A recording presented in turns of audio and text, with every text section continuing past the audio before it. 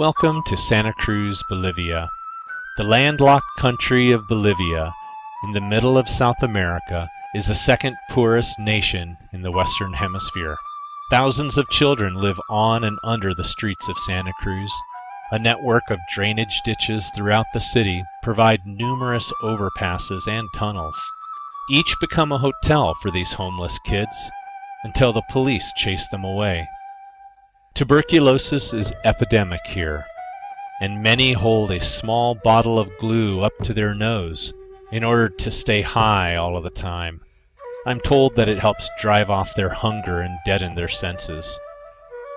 These street children are either kicked out of the home or choose to leave without a fight from their parents. Some live by washing windows of cars or performing tricks at stoplights. Girls often find that prostitution provides easy money to meet their needs. This boy under the blanket didn't want to come out. He wasn't feeling well, he said. He was hit by a car the night before. The culture of Bolivia is unique. Parents typically view kids as a burden and a bother. They are treated like pets, which in Bolivia means they are kicked around and abused. This mindset produces many disturbing stories. I'd like for you to meet Yoli. She was kicked out of her home at the early age of 7. As I sat and talked with her, I asked if any day really stood out in her memory. She recalled for me what she said was the worst day of her life.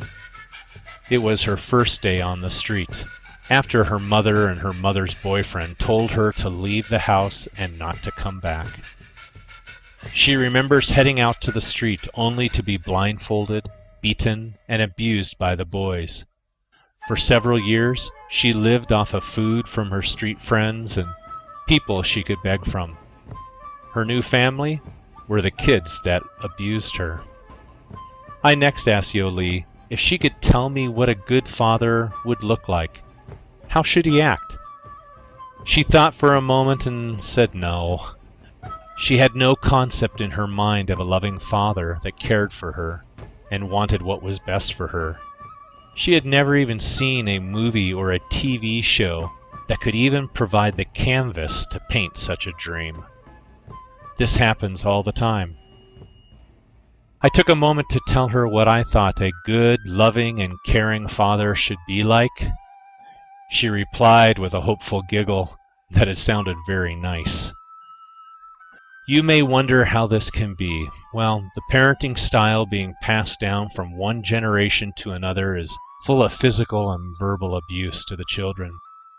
It is what they experience growing up and what they do to the children they have someday. The lack of love for these kids is the main factor in their leaving home.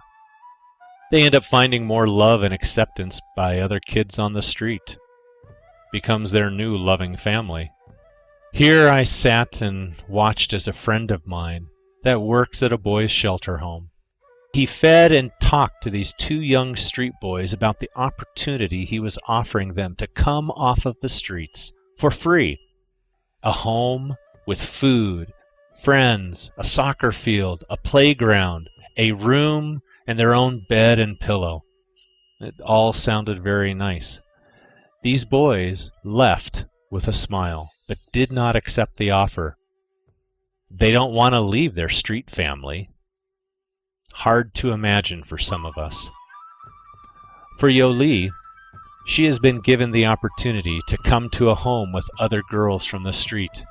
She is provided a room, clothing, food, and an education, all paid for by foreigners. Yet in talking with her, she is actually considering leaving all of this to go back to the streets, where there are no rules, nobody to tell her what to do, no school, but a large family. Unfortunately, this decision is made even easier for girls, since they can survive on the streets financially. There is another effect of the lack of love and frequent abuse that girls experience at home. For most girls in this culture, they become the sexual aggressors for relationships with boys. Their goal? To get pregnant and force a boy to marry them, which they interpret as love and security. but it never turns out that way.